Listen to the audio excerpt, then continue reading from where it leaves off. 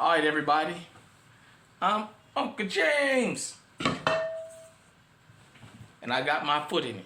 Appreciate you guys and girls for tuning in. I would love for y'all to become active citizens.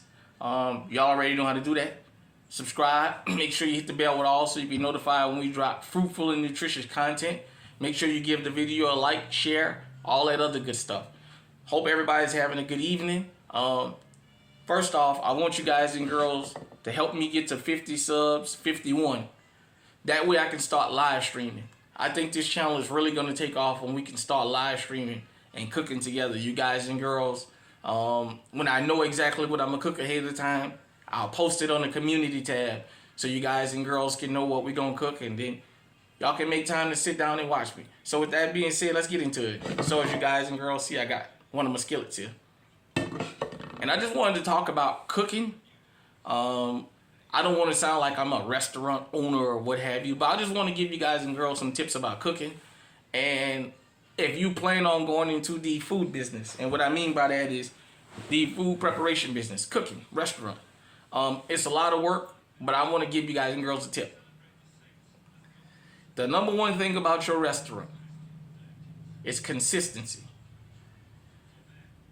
As a former restaurant employee who, when things get together a little bit better, I might actually decide to, for a little while, part-time, once in a while, to take up a little cooking job. I like to work in a restaurant. I'm not going to even lie. I enjoy it. The number one thing I see about restaurants in America and around the world, consistency. I'm going to tell you what consistency comes from. Consistency don't come from your restaurant. Consistency don't come from your recipe. Consistency come from keeping the same cooks. I don't think a lot of you guys and girls understand how important it is if you want to get into the restaurant business, or if you want to get into selling plates and stuff, like whatever it is you do. I don't think you guys and girls understand how important it is to keep consistent cooks. You want to keep the same people as long as you can, and I'm going to tell you why. Your food going to develop a taste. People going to come there and they're going to be expecting, okay, it should taste like this, and this. If you constantly revolving cooks, that food not going to taste good. It's not going to taste the same. Prime example, I used to work in a restaurant. While I was cooking, we used to make Italian food. It took me, I started as a dishwasher, and it took me a while to get into the kitchen. I kind of got a kitchen job by default, basically, a cook job. I'll say this. I started off making salads, even though I already kind of knew how to cook from my very first job. But I started off making salads, and finally, they got because they wanted to have a female make salads. And they was in between employees. We had a bus guy that would come in and make salads and stuff. And finally, after begging, I finally got put on making salads. And then I got moved up to pizzas. We used to make the pizza by hand. So we didn't have pre-stretched dough. We had to make dough. You know, it was a whole thing, you know, make a big old thing of dough, cut it, weigh it, roll it up, put it in the trays, cover it with plastic because you know it's going to rise, and put it up. Then, you know, put it in the flour, smash it around, put it on the screen, all that other good stuff. The taste of a pizza. I always believed in making sure everybody got everything they wanted in a pizza. And this is why when I was on pizzas throughout the years of working there, I would get tips. I mean, people would ask, who made this pizza? And they would have me come out and meet people at the table, and they would give me $5, $10, you know. Don't sound like a lot, but this 2000, 2001, 2002. You could snack good off that back then. Then sometime it would happen 2-3 times a shift, maybe 2-3 times a week. Hell, that's bus fare. That's gas money. You know, that's back when gas was $1 a gallon. Back in New Orleans. But I would always fix my food as though I'm a customer. And that's something, if you're going to get into a restaurant business or cooking for the public, if you want to be a person that's going to cook and sell food, you know, out of your car, out of your house or what have you, you cook and you prepare the food as though you're a paying customer also. So what is it that you look for when you're a paying customer? If I make a pizza, you don't want a pizza where you got your crust and you got all your toppings in the middle. But as you come out here, there's nothing. Nothing but cheese and sauce. No, up until I get to the crust, I want to taste toppings. If it's a meatball, hamburger pizza, sausage, beef, pepperoni, whatever. You want to taste it all the way up to the crust. We used to make a house special pizza, which was Canadian bacon, pepperoni.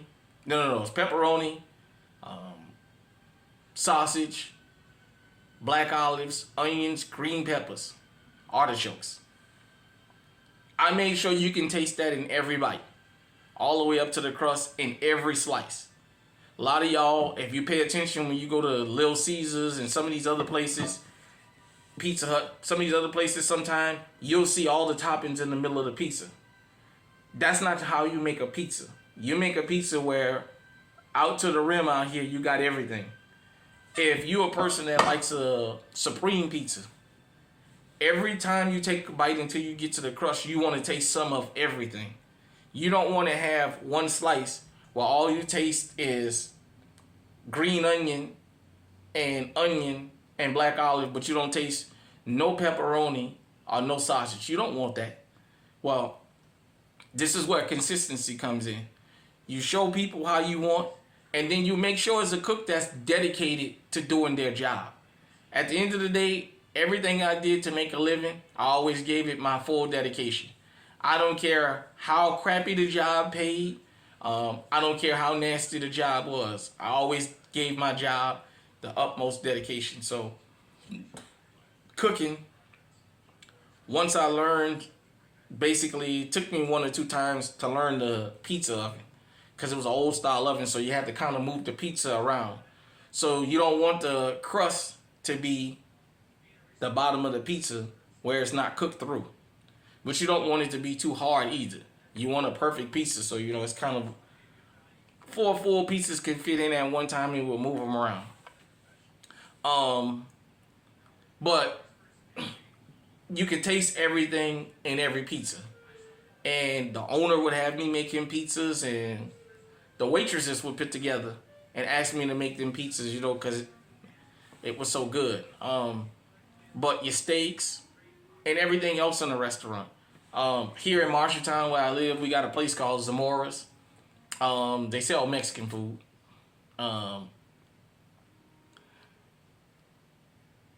They got probably in this town, probably got the best Mexican food in this town. For a while, it had got horrible because all the cooks that they had left, and they tried to bring in other cooks, and the consistency of the size was off, the size of the plate, and the taste. After a little bit of people complaining, they went back and got them women, and now it's back copacetic. If you're going to open a restaurant, let me say this. This is just my personal opinion.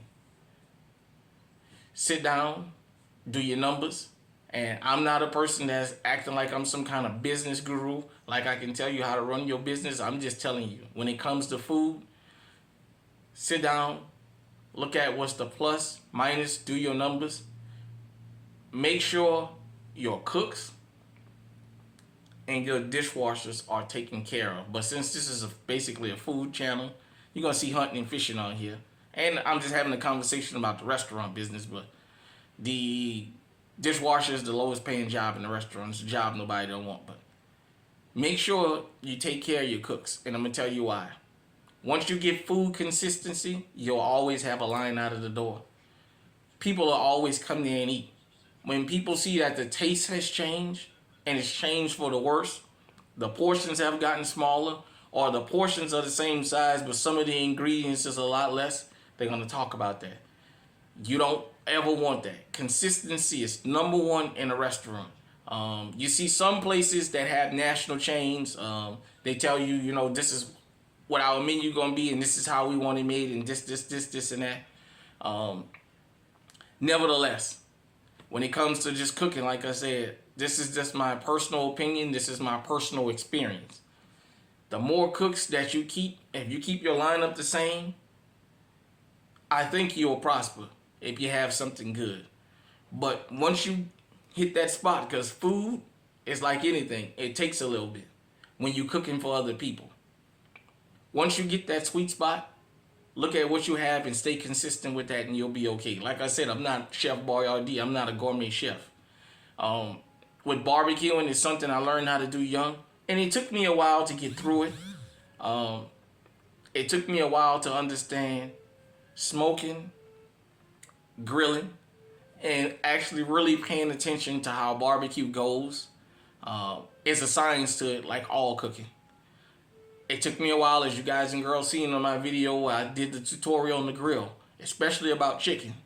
Whether it's on the grill, in the oven, chicken is one of the hardest things to cook. It's the easiest thing to mess up because it's the hardest thing to cook all the way through. I mean, because you can peel the skin and see the meat, and the meat can be white, and you peel the meat back and you can see blood still on the bone. So chicken is something you got to pay attention to no matter how you cook it.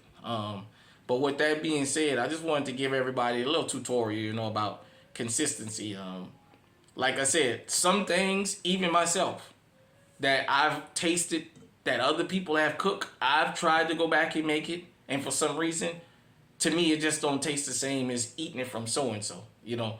So like I said, I'm not going to tell you I'm a gourmet chef, but for the most part, as we used to say back in the days, I can burn, I can cook.